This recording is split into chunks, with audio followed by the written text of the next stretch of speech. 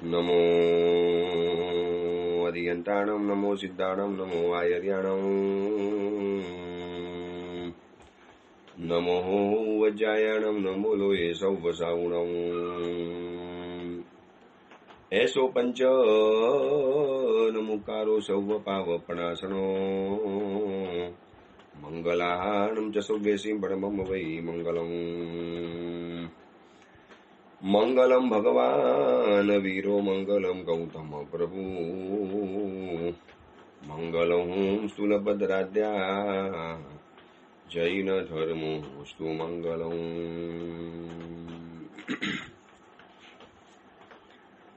ચોમાસી ચૌદસનો આજનો દિવસ જૈન પરંપરા મુજબ આજથી આપણું ચાતુર્માસની આરાધનાની શુભ શરૂઆત થઈ ગઈ। આજે જ્યાં પણ જશો કદાચ સવારે પૌષદ, પ્રવચન, પ્રતિક્રમણ, પચકાણ આ બધાની જ બોલબાલા હશે। આ વખતે ચાતુર્માસ સદભાગ્યે 5 મહિનાનું છે। પર્યુષણ પર્વ અષાઢ સુદ 14થી જોવા જઈએ તો સંવત્સરી 50મા દિવસે આવે। આ વખતે 80મા દિવસ સુધી આવવાની છે। એટલે લગભગ શેષ કાળની અંદરમાં રાત્રિ ભોજન કરનારા, થોડી ઘણી વિરાધના કરનારા, થોડી ઘણી આરાધના ઓછી કરનારા વર્ગ એક વ્યક્તિઓ આ 14નો દિવસ આવે અને આરાધનાની અંદરમાં જોડાઈ જાય। નાનકડા બાળકોથી લગાવી અને મોટી વયોવૃદ્ધ વ્યક્તિઓ સુધીની અંદરમાં હજી પણ આ સંસ્કાર, હજી પણ આ પરંપરા, હજી પણ આ આચાર આ વિષમ યુગમાં હજી પણ આ સચવાયેલો છે અને ખરેખર સાચવવા જેવો છે। માત્ર આત્મિક દ્રષ્ટિએ નહીં, ધાર્મિક દ્રષ્ટિએ નહીં, પરંતુ આજનું સાયન્સ, આજનું આરોગ્ય, આજનું વિજ્ઞાન પણ કહે છે કે આ ચોમાસાના દિવસો એટલે રોગના દિવસો, રોગ પ્રચુર દિવસો। આકાશમાંથી વરસતો વરસાદ, ચારેકોર ભીનાશ અને ભેજવાળું વાતાવરણ, સૂર્યનારાયણ લગભગ અદૃશ્ય દેખાય। છેલ્લા 5-6 દિવસથી તો સૂર્ય મેં સુરતની અંદરમાં જોયો નથી। હવે એવા સમયની અંદરમાં બેક્ટેરિયા પેદા થતા હોય અને જ્યાં પાણી પડે ત્યાં નિગોળ થવાની, લીલ થવાની, ફૂગ વગેરે થવાની, દેડકા અને અરસિયા આ ચોમાસાની અંદરમાં એટલા બધા રોડ ઉપર ઉભરાઈ જાય। એટલા માટે જૂના સમયની અંદરમાં મુસાફરીઓ પણ બંધ રહેતી હતી। પથિકો પણ પોતાના નગરમાં પાછા ફરી જતા હતા। દરિયાને ખેડનારા, દરિયાની અંદરમાં જઈને વેપાર કરનારા વ્યક્તિઓ પણ આ ચોમાસા દરમિયાન કશું જ ન કરે। એટલા માટે અતિચારની અંદરમાં આપણે જે દર 14એ અતિચાર બોલીએ છીએ એમાં એક શબ્દ મૂક્યો છે વર્ષાકાલે ગામાતૃ કીધું। આનો પ્યોર અર્થ શું થાય? વર્ષાકાળ એટલે રેઇની સિઝનની અંદરમાં તમે બહાર ગયા, ગામની બહાર નીકળ્યા। કુમારપાળ રાજા 18 દેશના માલિક હતા। એમને પણ નિયમ હતો કે પાટણ શહેરમાંથી બહાર નહીં જવાનું। 18 દેશનો સમ્રાટ, એને કેટલા બધા કામ આવતા હશે, પરંતુ આ પરંપરા હજી થોડી ઘણી સચવાય છે અને લગભગ ઘણી જગ્યાની અંદરમાં તૂટવા માંડી છે। બહારગામની તો વાત છોડો, હવે ચાતુર્માસના દિવસોની અંદરમાં યાત્રા પ્રવાસો પણ નીકળવા માંડ્યા છે। પર્યુષણ પર્વ પહેલા પણ નીકળે અને પર્વાદિરાત પર્યુષણ મહાપર્વ પછી તો જાણે કે લાઈન લાગી જાય, જાણે એમ જ લાગે ચોમાસું પતી ગયું। પર્યુષણ પત્યા એટલે જાણે કે ચાતુર્માસ પતી ગયું। પરંતુ આપણી જે પણ આરાધના છે એ 4 પ્રકારની, 4 મહિનાની આરાધના છે અને આ 4 મહિના દરમિયાન આ વખતે 5 મહિના છે એટલે 5 મહિના સમજી લેવાનું, પણ ચાતુર્માસ જ કહેવાય છે કારણ કે પરંપરા ચોમાસાની છે। તો એ 4 મહિના દરમિયાન શું આરાધના કરવી, કેવી રીતે આરાધના કરવી, કઈ રીતે આરાધના કરવી, અલગ અલગ સંઘોની અંદરમાં મહાત્મા પધારી ચૂકેલા હશે। ચાતુર્માસના પ્રવેશ લગભગ થઈ ચૂકેલા હશે। કેટલાક સંઘો પુણ્યવાન હશે, ભાગ્યવાન હશે કે જેમને સમણી ભગવંતોનો યોગ મળ્યો હશે। કેટલાક સંઘોને માત્ર સમણી ભગવંતોનો યોગ મળ્યો હશે। કેટલાક સંઘો એવા પણ હશે કે જેને નથી સમણ મળ્યા, નથી સાધ્વીજી ભગવંત મળ્યા અને વિદેશની અંદરમાં રહેનારી વ્યક્તિઓને તો કોઈ મહાત્મા મળવાનો ચાન્સ જ નથી। એમને ખાલી પર્યુષણ કરાવવા માટે જે વીર સૈનિક સંસ્થા, એવા જે યુવકો જે કરાવવા માટે આવી જાય, તો એ બધાને એક 4 પ્રકારની આજે આરાધના બતાવી છે કે આ ચોમાસામાં 4 પ્રકારની આરાધના કરવા જેવી છે। કારણ કે ચાતુર્માસ એ આરાધના વધારવાના દિવસો કરતા વિરાધનાને છોડવાના દિવસો છે। કોઈ પૂછે કે ચાતુર્માસ એટલે શું, તો કે ચોમાસું એટલે આરાધના વધારવાની મોસમ કે વિરાધના ઓછી કરવાની મોસમ। ચોમાસું ધર્મ કરવાની ઋતુ છે કે પાપ છોડવાની ઋતુ છે। અને યાદ રાખજો, દરેક જગ્યાએ હું સર્વ સાવધ્ય યોગના પચકાણ કરું છું। મતલબ સાવધ્ય યોગ છોડું છું, વિરાધના છોડું છું, એના પચકાણ છે। હું સર્વ આરાધના કરીશ આવું શક્ય નથી બનતું, કારણ કે સર્વ આરાધના કેવી રીતે કરી શકે?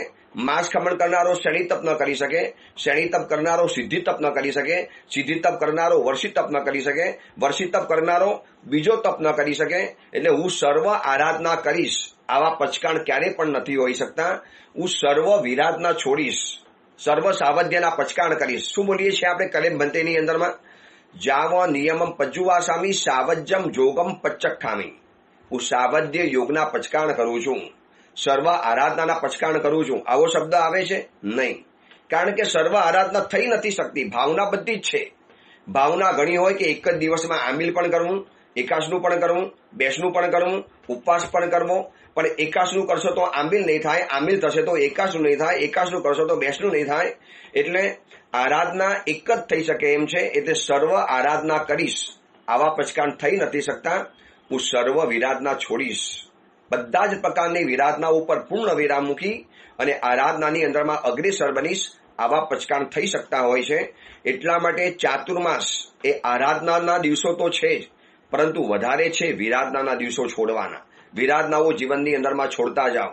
અને કોઈ તમને પૂછે કે વિરાધના એટલે શું, જો સમજી રાખજો, નાની મોટી વિરાધના તો હું સાધુ જીવનમાં છું તો મારાથી થાય જ છે. બોલું છું તો વાવકાઈના જીવોની વિરાધના થવાની. વિવાહ કરીને ચાલું છું, ગમે એટલું ધ્યાન રાખીશ, ગમે એટલું જાગૃતિ સાવધાની કે જૈનાપૂર્વક ચાલીશ, તો પણ એકાદ કીડી, એકાદ મંકોડો, એકાદ કોઈ જીવ કંઈક તો મારાથી મરી જવાના. એટલે સર્વ આરાધના જીવનની અંદરમાં શક્ય નથી બનવાની, પણ વિરાધના તો છોડવાની છે. અને એક પણ આરાધના એવી બતાવો કે જેની અંદરમાં થોડી ઘણી વિરાધના ન હોય, પરંતુ પચકાણ આપણે કરીએ છીએ વિરાધના છોડવાના પચકાણ. એટલે આ ચાતુર્માસ દરમિયાન મનની અંદરમાં એટલો એક સંકલ્પ કરો કે આરાધના તો વધારવી છે, પરંતુ મારે સાથે વિરાધના ઓછી કરવી છે. અને વિરાધના ઓછી કરવી એ જ આરાધના છે. અને કોઈ પૂછે કે વિરાધના એટલે શું, તો બહુ ટૂંકામાં ટૂંકી ડેફિનેશન, બિનજરૂરી પ્રવૃત્તિ આ બધી જ વિરાધનાની અંદરમાં આવે. કોઈ જરૂરી નથી, ઘરમાં બેઠા છો, ટાઈમપાસ કરવો છે, કશું જ કામ નથી, બિલકુલ નવરા, બિલકુલ આપણે નિકમ્મે બેઠે, બિલકુલ ખાલી બેઠા છીએ, કશું જ કામ નથી. અને બાજુમાં પડેલા મોબાઈલને એમને બસ ખોલ્યો, જોઈ લીધો, ટાઈમપાસ કર્યો, કંઈ જોવાનું કશું હતું નહીં, બીજું કશું કામ નતું, માટે મોબાઈલ જોવાનું શરૂ કર્યું. એટલે આ મોબાઈલ ખોલવાની જે પ્રક્રિયા કરી, વિરાધના કરી, આ બિનજરૂરી પ્રવૃત્તિ થઈ ગઈ. અને બિનજરૂરી પ્રવૃત્તિ એનું નામ છે વિરાધના. હવે કોઈ માણસ બેઠેલો હોય બગીચાની અંદરમાં, આમ કશું જ કામ નથી, પણ બેઠો બેઠો ઘાસ ઉખાડ્યા કરે, બેઠા બેઠા ઝાડની સાથે મજાક મસ્તી કરે, એના પાંડાને તોડે, તો આ બિનજરૂરી પ્રવૃત્તિ થઈ ગઈ, આ વિરાધના થઈ ગઈ. ઘરમાં શાકભાજી બનાવવા પડે, ઘરમાં ભોજન બનાવવું પડે. હવે એક શાવિકા એવી હોય કે જે અઠ્ઠમ કરતી હોય, તપસ્યા કરતી હોય, ઉપવાસ કરતી હોય, પોતે તપસ્યા કરે છે, પોતાને વાપરવાનું નથી, પરંતુ પરિવાર માટે ભોજન બનાવવું પડે એમ છે. તો પરિવાર માટે ભોજન બનાવે છે, પોતાને ઉપવાસ છે અને પરિવાર માટે ભોજન બનાવે છે. તો એ શાવિકા વિરાધના નથી કરતી, એ શાવિકા બિનજરૂરી પ્રવૃત્તિ નથી કરતી, કારણ કે પરિવાર માટે જરૂરી છે. પરિવારની અંદરમાં શાવિકા છે જેને આ પોતાની જવાબદારી ઉઠાવવી પડે એમ છે, તો એને દોષ લાગે, અતિચાર લાગે. પરંતુ વિરાધના શબ્દ ક્યાં લાગે છે? જ્યાં બિનજરૂરી પ્રવૃત્તિ કરી, એનું નામ છે વિરાધના. વરના તો પછી શાવિકાઓ એમ કહી દે, અમે ઘરમાં રસોઈ પાણી નહીં બનાવીએ, અમે ઘરમાં ભોજન વગેરે નહીં બનાવી દઈએ, પછી અમે બનાવીએ, અમને વિરાધના થાય, અમને પાપ લાગે. એ બધું છે ને બહુ સ્થૂળ વ્યાખ્યાથી સૂક્ષ્મ વ્યાખ્યાની વાત છે. ઉપર છેલ્લી વાત એ છે કે બિનજરૂરી પ્રવૃત્તિ મારે છોડવી છે. બસ નક્કી કરો આ ચાતુર્માસની અંદરમાં એક વખત સ્નાન કરવું જરૂરી છે, તો બીજી વખત નથી નાહવું. કેમ? કારણ કે બિનજરૂરી બીજી વખત સ્નાન કરીશ, આ મારી વિરાધના છે. ચાતુર્માસની અંદરમાં 2 દિવસ સુધી જો કપડાં ચાલી શકતા હોય તો મારે રોજ કપડાં ધોવા નથી નાખવા, કારણ કે રોજ કપડાં ધોવા માટે નાખવા, એક દિવસ છોડીને એક દિવસ ચાલી શકે એમ છે, અને છતાં પણ તમે ધોવા માટે નાખો, આ આપણી વિરાધના. ચાતુર્માસની અંદરમાં ચાલીને દેરાસર ઉપાશ્રય જઈ શકાય એમ છે. ચાતુર્માસની અંદરમાં એટલું બધું દુકાન વગેરે દૂર નથી કે તમે ચાલીને જઈ જ ન શકો. હા, થોડીક તકલીફ કદાચ પડે તો મારે આ વખતે વાહનનો ઉપયોગ નથી કરવો, બિનજરૂરી વાહનનો ઉપયોગ નથી કરવો. દૂરની મુસાફરી હોય, બહુ દૂર જવું હોય તો મારે કદાચ ગાડી વાપરવી પડે, પણ નોર્મલ સંયોગમાં મારે ગાડી વાપરવી નથી. અને સામાન્યથી વિરાધના નથી કરવી. કાચું પાણી રોડ ઉપર પડેલું હોય, અરસ્યા પડેલા હોય, બીજા પણ વરસાદના કારણે બીજા પણ જીવજંતુઓ ઉત્પન્ન થઈ ગયા હોય, તો આ બધાને હવે ચાલીને જશે તો થોડા ઘણા તો કદાચ જીવો મરી પણ શકે એમ છે, પરંતુ એ જરૂરી હતું અને ગાડી બિનજરૂરી હતી. તો ગાડીનો ત્યાગ કર્યો એટલે બિનજરૂરી પ્રવૃત્તિને છોડી એટલે તમે વિરાધનાની અંદરમાં આવી ગયા. બસ આ વિરાધનાની વ્યાખ્યા છે. વિરાધનાને આવી રીતે શીખી લેવાનું. તો આ ચાતુર્માસ દરમિયાન આરાધના શરૂ થાય, બહુ સરસ છે, પરંતુ મારે વિરાધનાથી મુક્ત રહેવું છે, મારે વિરાધનાથી દૂર રહેવું છે, મારે બને એટલી ઓછામાં ઓછી વિરાધનાથી કામ ચલાવવું છે. ઘરમાં એક શાકથી ચાલતું હોય તો બીજું શાક નથી બનાવવું, કારણ કે બીજું શાક બનાવવું એ પણ બિનજરૂરી પ્રવૃત્તિ આવી ગઈ. ઘરની અંદરમાં પૂરા દિવસ એક કપડાથી ચાલે છે તો મારે બીજા કપડાં નથી વાપરવા, આ પણ વિરાધનાથી બચવાનો મોકો મળ્યો. ઘરની અંદરમાં સ્નાન કરવું છે, પરમાત્માની પૂજા કરવી છે, અથવા તો સમાજની વચમાં રહીએ છીએ, સ્નાન કદાચ કરવું જરૂરી પડતું હોય તો મારે પાણીથી સ્નાન કરી સાબુ દ્વારા હું સ્નાન નહીં કરું, આવો મનમાં જે સંકલ્પ કર્યો, આ પણ વિરાધનાથી બચવાનો એક ભાવ ઉભો થયો. પાણીથી સ્નાન કર્યું એટલે દોષ તો લાગ્યો, અતિચાર લાગ્યો, પરંતુ સાબુનનો ઉપયોગ ઓછો કર્યો, કારણ કે પહેલા પણ આપણે બતાવેલું હતું કે પૂરા શરીરમાંથી ચામડી ઉતારી નાખી હોય, એડી સે લગા કે ચોટી તક, સિર સે લગા કે પેર તક, માથાથી લગાવીને પગ સુધી કોઈ વ્યક્તિની ચામડી આખી ઉતારી નાખી, ટોટલી ચામડી શરીર ઉપરની છોડી નાખી, અને પછી એની ઉપર મરચું નાખો, એની ઉપર મીઠું નાખો, અને પછી એની ઉપર ધગધગતું ગરમ ગરમ ઉબલા હુઆ પાણી ડાલો, અને જે માણસને પીડા થાય એના કરતાં પણ વધુ પીડા કાચા પાણીમાં રહેલા જીવોને સાબુના ક્ષાર દ્વારા, સાબુના ઝાગ દ્વારા, સાબુના ફીણ દ્વારા, સાબુના કેમિકલ અને મટીરિયલ દ્વારા થતી હોય છે. હવે આટલી બધી વિરાધના મારે શેના માટે કરવાની? એક ચામડીને સ્વચ્છ કરવા માટે. એ તો પાણીથી પણ થઈ શકે એમ છે, એ તો બીજા પણ કોઈ એકાદ દ્રવ્ય એવા હોય કે જેનાથી મારે વિરાધના ન થતી હોય, એનાથી પણ થઈ શકે એમ છે. શું કામ મારે આ બધી વિરાધના કરવાની? બસ મારે વિરાધનાથી બચવું છે. આ એક કેન્દ્રમાં ભાવ રાખજો આ ચોમાસાની અંદરમાં. એટલે નક્કી કરો કે વિરાધના મુક્ત ચાતુર્માસ આ વખતે કરવું છે. ચાહે પાલિતાણામાં કરો, ચાહે તમે તમારા ગામની અંદરમાં કરો, ચાહે કોઈ પણ જગ્યામાં ચાતુર્માસ કરો, પણ વિરાધના મુક્ત ચાતુર્માસ, ઓછામાં ઓછી વિરાધના. બિનજરૂરી વિરાધના મારે ઘરમાં કરવી જ નથી.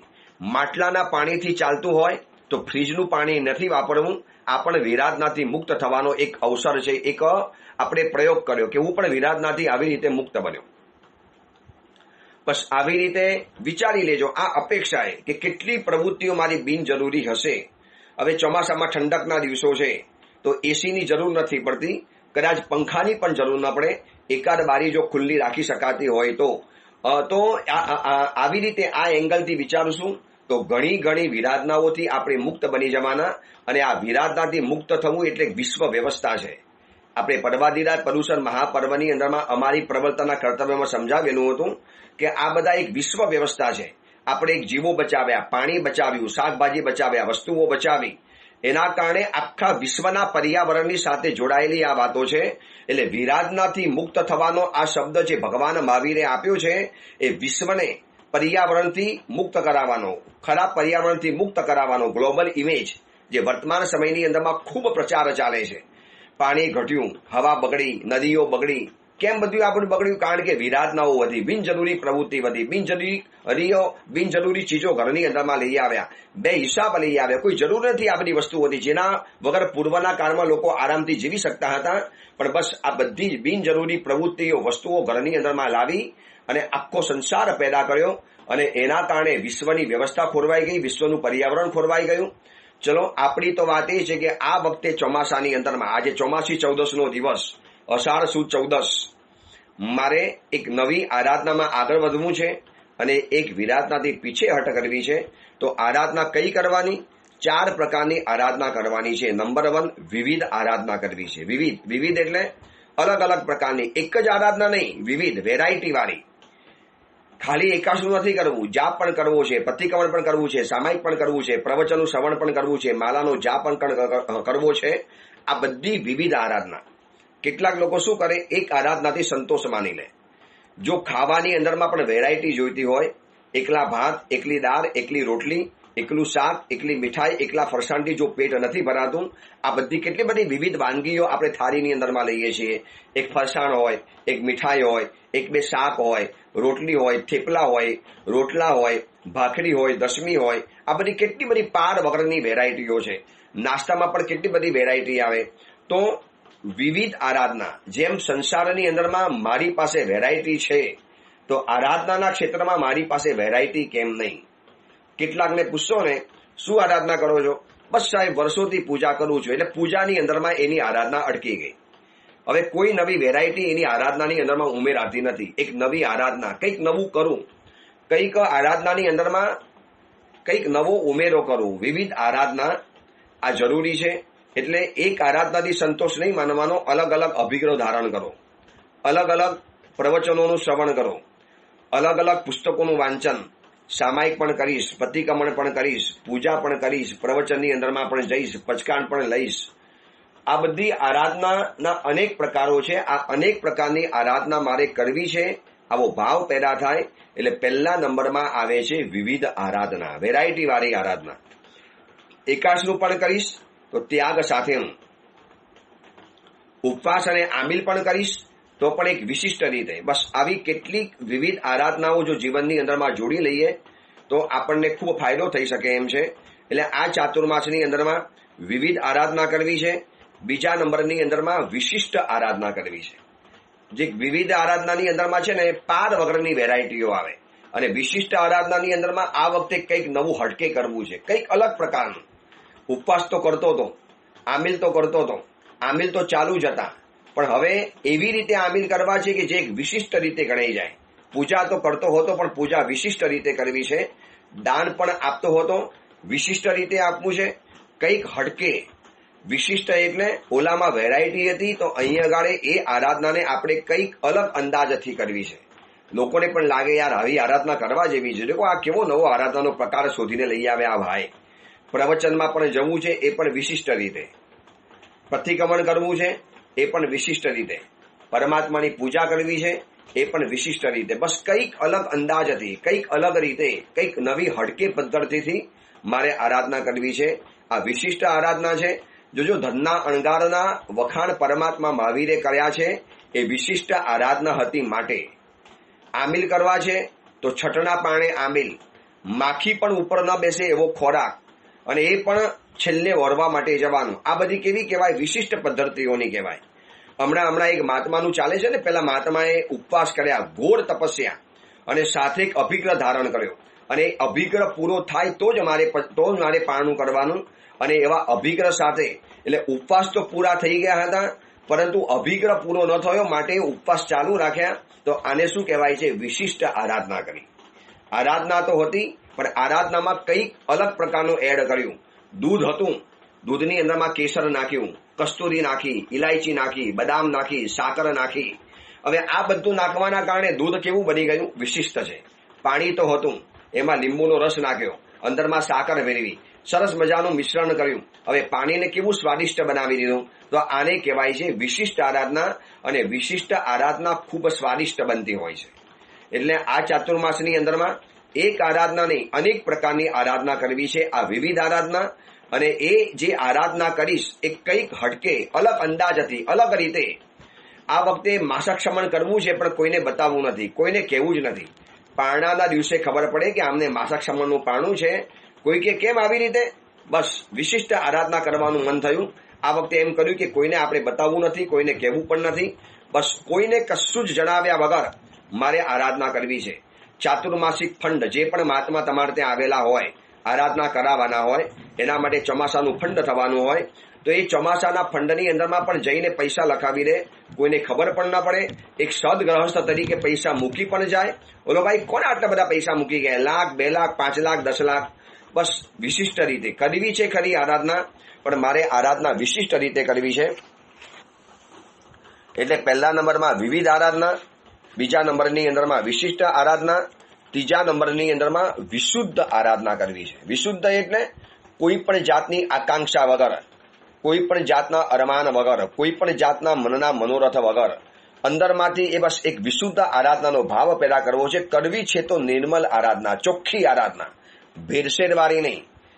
પછી ઉપવાસ કરીએ પણ ખરા, પછી પ્રતિક્રમણ બેઠા બેઠા કરવાનું, અઠ્ઠાઈ કરી પણ લઈએ, સુતા સુતા અઠ્ઠાઈ કરવાની, માર્ગક્ષમણ એકવાર કરી પણ લઈએ, પછી પ્રવચનોની અંદરમાં નહીં જવાનું. આ બધી આરાધના છે ને, આરાધના થઈ ગઈ, વિશિષ્ટ આરાધના કરી, પરંતુ વિશુદ્ધ આરાધના નથી થતી. આરાધના હજી વિવિધ પણ થઈ શકે છે, વિશિષ્ટ થઈ શકે છે, પરંતુ વિશુદ્ધ આરાધના કરવી ક્યારેક ક્યારેક ભારે પડતી હોય છે. એટલે પરમાત્માની આજ્ઞાથી યુક્ત આરાધના. મારે પ્રવચનમાં જ જવું છે, અન્ય કોઈ લોકો પ્રવચનો આપતા હોય, માનો પરુષર પર્વની અંદરમાં પંચ મહાવ્રતધારી ગુરુ ભગવાન પ્રવચન આપતા હોય અને કોઈ પ્રવચન માલાની અંદરમાં કોઈ પણ વક્તા આવીને પ્રવચન આપતો હોય, તો મારે વક્તાના પ્રવચનમાં નથી જવું, મારે ગુરુ ભગવતના પ્રવચનની અંદરમાં જવું છે, જે પંચ મહાવ્રતધારી ગુરુ ભગવાન પ્રવચન આપતા હોય, અને હું એ વ્યક્તિના પ્રવચનમાં જઈને બેસું પ્રવચન માલાની અંદરમાં. આ વિશુદ્ધ આરાધના, આવો ભાવ અંદરમાંથી જે પેદા થયો. આરાધના ભલે ઓછી કરીશ, પરંતુ સુવિશુદ્ધ આરાધના કરીશ. એનાથી નિર્મલ પુણ્ય બંધાય, એનાથી વિશિષ્ટ પ્રકારનું પુણ્ય બંધાય, એનાથી એટલું મજબૂત પુણ્ય બંધાય કે એ પુણ્યોદય આવનારા ભવની અંદરમાં ગમે એટલા ઝંઝાવાતની અંદરમાં પણ આપણને સાચવે, બચાવે. આ વિશુદ્ધ આરાધનાથી એક પુણ્યાનુબંધી પુણ્ય પેદા થાય, એક પુણ્યની પરંપરા પેદા થાય, પુણ્યનો અનુબંધ પેદા થાય. એનાથી વિશિષ્ટ પ્રકારની પુણ્યાય ઊભી થાય છે. એટલે વિવિધ આરાધના કરવું છે, આ લક્ષ્ય રાખવાનું.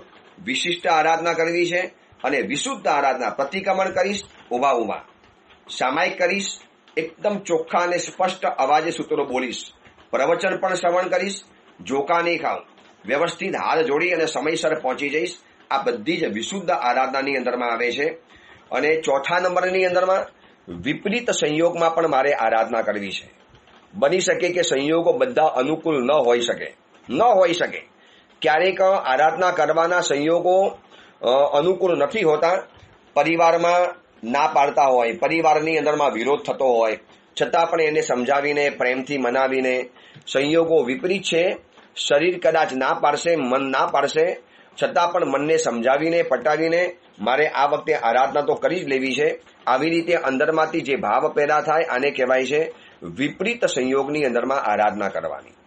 આજે એવા કેટલાય સુવિશુદ્ધ સાવક સાવિકાઓ છે અને ઉત્તમ સમણ સમણી ભગવંતો છે કે જે લોકો વિપરીત સંયોગની અંદરમાં આરાધના કરતા હોય છે. હકીકતની અંદરમાં આરાધના કરવાનો સંયોગ નહોતો, પણ એમને સંયોગ ઉભો કરી લીધો, એમને એડજસ્ટ કરી લીધું. ઘરની અંદરમાં એક જ જણા હતા કામ કરનારા, અને તપસ્યા બિલકુલ ન ફાવે, પ્રવચન સમજણ કરવું કદાચ અનુકૂળતા નથી, પણ એ સાવિકાએ નક્કી કર્યું કે આ વખતે જવું છે. એટલે એને એડજસ્ટ એવું કરી લીધું કે વિપરીત સંયોગોની વચની અંદરમાં પણ આરાધના કરી. શરીરમાં તાવ હતો, તકલીફ હતી, હા એટલું બધું મરણાંત કષ્ટ આવે તો કદાચ ન કરી શકાય, પરંતુ નાના મોટા વિપરીત સંયોગો તો સંસારમાં રહેવાના. અને સાચું કહું તો 100% આરાધનાના સંયોગો તો ક્યારે પણ નથી મળવાના. 100% વાળા ક્યારેક 40% મળશે, ક્યારેક 50% મળશે. ગમે એટલું સારું પેપર લખ્યું હોય તો પણ કોઈ છોકરાને 100માંથી 100 માર્ક્સ તો ક્યારે પણ નથી મળે. 97 મળે છે, 99 મળતા હોય છે. 100% તો ક્યારે કોઈ આપે જ નહીં. એવી રીતે 100% આરાધનાના સંયોગો તો ક્યારે બનતા જ નથી. અને એક વાત બતાવું, 100 ટચના સોનામાંથી ક્યારે આભરણ નથી બનતું. ઘરેણું બનાવવું હોય તો એમાં થોડો ઘણો ભેગ નાખવો પડે, કંઈક અંદરમાં ઉમેરવું પડે, તો જ પછી સોનાનું આભૂષણ બની શકે. હા, 100 ટચના સોનાની લગડી હોય, પરંતુ એને જો કંઈક ઘાટ ઘૂંટ કરવો છે તો થોડીક અંદરમાં ચાંદી કે કોઈ પણ એવી ધાતુનું થોડું ઘણું હોય, વધારે સોનું જ થોડુંક અંદરમાં મિશ્રણ કરવું પડતું હોય છે. એવી રીતે સંયોગો બધા સરખા મળતા નથી. કેટલાક વિપરીત સંયોગો જીવનની અંદરમાં આવવાના. હવે એ વિપરીત સંયોગોની વચમાં જ મારે આરાધના કરી લેવી છે. બાકી 100% સંયોગોની જો અપેક્ષા રાખવાની અંદરમાં જશો તો લગભગ કોશિશ કરશો છતાં પણ સફળતા નહીં મળે. એટલે વિપરીત સંયોગોમાં પણ મારે આરાધના પકડી રાખવી છે. બહારગામ જવું છે તો પણ પરમાત્માની પૂજા તો કરીશ. કદાચ અચાનક એવું અર્જન્ટ કામ આવી ગયું તો શરૂ કરેલી આરાધના હું છોડીશ તો નહીં, આરાધના પરિપૂર્ણ જ કરીશ. કોઈ પણ હિસાબે આરાધના તો પૂરી જ કરીશ. બસ આ એક વિપરીત સંયોગોની અંદરમાં મનની મક્કમતાને ટકાવી રાખજો. વરના સંસાર છે, અલગ અલગ સંયોગોની ઘટમાર તો અહીંયા ચાલ્યા જ કરવાની, રોજ સંયોગો મળવાના. સંજોગા વિપમ મુકસ્સ આવું લખ્યું છે ઉત્તરાધન સૂત્રની અંદરમાં કે સંયોગ કોને કહેવાય, સાધક કોને કહેવાય, જે સંયોગોના બાનાથી મુક્ત રહેલો હોય. જે સંયોગોનું બહાનું ક્યારે પણ ન કાઢે. સંજોગા વિપમ કસ્સ, સંયોગ ગમે તે આવે, અવસર કોઈ પણ આવે, સમય કોઈ પણ આવે, મારે આરાધના પરિપૂર્ણ કરવી છે એટલે કરવી જ છે. બસ આ અંદરમાંથી જે ભાવ પેદા થયો એને કહેવાય છે વિપરીત સંયોગોની અંદરમાં કરેલી આરાધના છે. એટલે વિવિધ આરાધના, વિશિષ્ટ આરાધના, વિશુદ્ધ આરાધના અને વિપરીત સંયોગોની અંદરમાં આરાધના કરવી છે. બસ વિરાધનાથી મુક્ત આવી આરાધના મારે કરવી છે. આજથી ચોમાસાની શરૂઆત થઈ ગઈ, મહાત્માઓના વિયારો થંભી ગયા, આરાધનાનું એક ઘોડાપુર ઉમટવાનું, પ્રવચનોનું શ્રવણ, પૌષધ, પ્રતિક્રમણ, પચકાણ, પરમાત્માની પૂજા, આ બધું જ ઇત્યાદિ આરાધનાઓ ખૂબ વધવાની. હજી પણ જૈન શાસનના સંસ્કારો બચ્યા છે. નાનકડા બાળકોથી લગાવી હું અત્યારે સુરતના ત્રિકમનગર શ્રી સંઘની અંદરમાં છું. ભલે સંઘ કદાચ નાનો તો એવો નથી, લગભગ 300 જેટલા જૈનોના પરિવારો અહીંયા રહે છે, પરંતુ અત્યારથી દીકરા દીકરીઓના મનમાં ઉમંગ થવા માંડે. આ વખતે 7,777 આંબિલનું એક એલાન મૂક્યું છે કે 150 દિવસની અંદરમાં 7,000 આંબિલ આપણે પરિપૂર્ણ કરી આપવાના. રોજના 70-80 આંબિલ થાય તો ધીરે ધીરે કરતા આ ફિગર પહોંચી શકે એમ છે. છેલ્લા કેટલાય વર્ષોથી આંબિલની જ આરાધના કરાવું છું.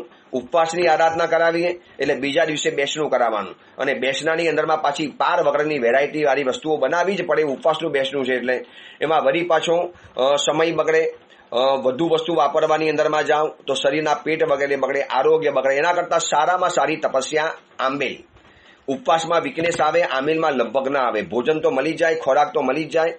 તો આ વખતે આ ત્રિકમનગર સંઘની અંદરમાં ચાતુર્માસ રહેલું છે. પ્રવેશ સરસ મજાનો થઈ ચૂકેલો છે. સરસ મજાના રોજના પ્રવચનો પણ ચાલે છે. અને હવે ઓડિયો પ્રવચન, આજે 14નું પ્રવચન કર્યું. આવતીકાલે ગુરુ પૂર્ણિમા નિમિત્તે ગુરુ તત્વનું મહત્વનું પ્રવચન કરીશ કે જૈન શાસનની અંદરમાં જેમ પ્રભુનું પણ એક મહત્વ છે એમ ગુરુનું પણ એક અલાયદું મહત્વ છે. એક અપેક્ષાએ જોઈએ તો પ્રભુ કરતા ગુરુને મહત્વ વધુ આપ્યું છે. જેટલા પણ તીર્થંકર બન્યા છે એ કોઈ મુનિ ભગવંતના પ્રેરણાથી બનેલા છે. એ મુનિ ભગવંતના પરિચયની અંદરમાં આવ્યા. પરમાત્મા મહાવીર પણ મહાવીર બન્યા છે, નૈસારના ભવની અંદરમાં કોઈ મુનિ ભગવંતની પ્રેરણાથી બનેલા છે. એટલે ગુરુ તત્વ કેટલું જરૂરી છે. અને જે પણ આપણા જીવનના ગુરુ હોય, મારા ગુરુદેવ છે પૂજ્યપાદ ભુવન ભાનુ સુરેશ્વરજી મહારાજા, મારા પિતા ગુરુદેવ પન્યાસ કૈવલ્ય બોધિ વિજયજી મહારાજા, જેના જે પણ વ્યક્તિગત ગુરુ હોય આ ગુરુને યાદ કરી અને પ્રવચનોનું શ્રવણ કરજો. બહુ આનંદ આવશે. એ ગુરુ તત્વનું પ્રવચન અને ત્યાર પછીના દિવસથી આપણા દૈનિક પ્રવચનો શરૂ થઈ જવાના છે. એક પુણ્ય પુરુષની પરાક્રમ કથા એટલે કે અંબળ ચરિત્ર, જે આવનારી 24ની અંદરમાં 22મા તીર્થંકર બનવાના છે. વિચારજો, તીર્થંકરનો આત્મા હતો આ. અને એક સમયની અંદરમાં બિલકુલ દરિદ્ર, ગરીબ, ભિખારી કહેવાય ને, પૈસાના માટે દોડધામ કરી, રજરપાટ કરી અને કોઈ કહેતા કોઈ જગ્યાએ સંયોગ ન બન્યા. ગરીબ અવસ્થાની અંદરમાં રહેલો આ અંબળ અને એક યોગિનીના પરિચયની અંદરમાં આવે છે. પછી અપ્રતિમ સાહસ, એક હિંમત, એક ખુમારી, એક જિંદાદિલી, એક જજબા. આજના યુવકો માટેની આ કથા છે. આજના બાલક બાલિકાઓ માટેની આ કથા છે. આજની યુવતી માટેની આ કથા છે. તમારા યુવાન દીકરા દીકરીઓને કહેજો, બેટા જિંદગી તો આને કહેવાય. તમે જે જીવો છો ને જિંદગી નથી, એ તો કમ્ફર્ટ ઝોનની અંદરમાં તમે ફસાઈ ગયેલા છો. એક મોનોટોનસ લાઈફની અંદરમાં આપણે જિંદગી જીવી નાખીએ છીએ. રોજ સવારે ઉઠ્યા અને સાંજ પરિપૂર્ણ કરી દીધી. સગવડ ભરી જિંદગી, બસ બધું ગોઠવાયેલું હોય. એમાં સહેજ ફેરફાર થઈ જાય એટલે માણસ ઊંચો નીચો બની જાય. આ જોજો, અંબરનું જીવન ચરિત્ર, એક પુણ્ય પુરુષની પરાક્રમ કથા, એક ભાગ્યવાન પુરુષની ભવ્ય કથા. કેવી અદ્ભુત કથા છે. કેવી હિંમતથી યોગિનીના 7 આદેશને પરિપૂર્ણ કર્યા અને તીર્થંકરનો આત્મા કેશી સ્વામીથી પ્રતિબોધ થઈ અને પરમાત્મા મહાવીરનો જે શ્રાવક બન્યો અને દેવલોકની અંદરમાં ગયા. અને ત્યાંથી આવનારી 24ની અંદરમાં 22મા તીર્થંકર તરીકે જે જન્મ પ્રાપ્ત કરવાના છે. એટલે તીર્થંકરનો આત્મા પરમાત્મા મહાવીરનો શ્રાવક, પ્રભુ મહાવીરે જેના દ્વારા સુલસા સાવિકાને ધર્મલાભ કેવડાવેલા હતા, એવો આ અંબર શ્રાવકનું અદ્ભુત જીવન ચરિત્ર છે. અમરસિંહ સુરીજીએ બનાવેલું આ સંસ્કૃતની અંદરમાં જીવન ચરિત્ર જ્યારે વાંચ્યું ત્યારે આમ આંખો વિકસ્વર બની ગઈ. મને પણ એમ થયું કે જિંદગી તો આને કહેવાય. શું સવારના ઉઠ્યા અને સાંજે સૂઈ ગયા, એ જ બીબાઢાર જિંદગી, એ જ બસ ગતાનું ગતિક જિંદગી, એક ગોઠવેલા ચોસલાની અંદરમાં પસાર થતી જિંદગી નહીં. જિંદગી તો જીવવી છે તો આના જેવી જિંદગી કહેવાય કે અનિશ્ચિતતા પણ જીવનમાં થોડીક જરૂરી છે. આવતીકાલે શું હશે એની ચિંતાનો ભાર પણ થોડો જીવનમાં જરૂરી છે. વરના આજના દીકરા દીકરીઓને કેવું છે, બધું તૈયાર જોઈએ, રેડીમેડ. પિતાનો ધંધો તૈયાર, ઘર તૈયાર, પપ્પાના પૈસા તૈયાર, પપ્પાએ આપેલી બાઇક તૈયાર, મોબાઈલ તૈયાર. એક પણ સ્ટ્રગલની અંદરમાં જીવવા માટેનું મન નથી થતું. અને આ જોજો, અંબર સ્ટ્રગલ કરી કરી કરી અને ક્યાં ને ક્યાં પહોંચે છે, ક્યાં એને જીવનની હાઇટને પહોંચાડી છે. એક પુણ્ય પુરુષની પરાક્રમ કથા ખરેખર આંખો વિકસવર બની જશે. અંતરની અંદરમાં આશ્ચર્યના ઓઘ ઉમટશે. અને ખાસ કહું છું કે યુવાન દીકરા દીકરીઓને આ કથા કહેજો. પહેલા નંબરમાં સાંભળે તો વધારે સરસ, ન સાંભળે તો એને કહેજો કે બેટા લાઈફ એને કહેવાય, જિંદગી इसी को कहते हैं, इसी के नाम जिंदगी है. જિંદગી ઇમ્તિહાન લેતી હે એ આપણને જોવા માટે મળે કે જિંદગીની પરીક્ષાઓને પાસ કરી કરી અને આ અંબર સુશ્રાવક ક્યાં શિખરે પહોંચી ગયો, શું વૃદ્ધિ સમૃદ્ધિઓ પ્રાપ્ત કરી, એ બધી વાત આપણે શરૂ કરીશું એકમના દિવસે.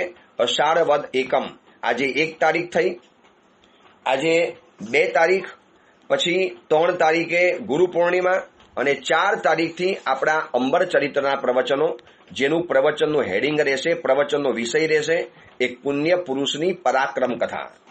ભવ્ય પરાક્રમ. જીવનને ક્રમમાં તો બધા જીવે છે, પણ પરાક્રમમાં રહેવું બહુ અલગ વાત છે. એ બધી વાત આપણે અવસરે કહેતા રહીશું. આજથી સુંદર મજાની આરાધના શરૂ કરજો. ખૂબ મારા આશીર્વાદ. બસ ખૂબ આરાધનાના ક્ષેત્રમાં આગળ વધો. ઘર ઘરની અંદરમાં આરાધનાના તોરણ બંધાય, વિરાધનાથી પીછે હટ થાય. એ જ મંગલકામના મંગલ ભાવના. જેના આજ્ઞા વિરુદ્ધ કાંઈ પણ બોલાયું હોય તો મિચ્છામી દુક્કડમ.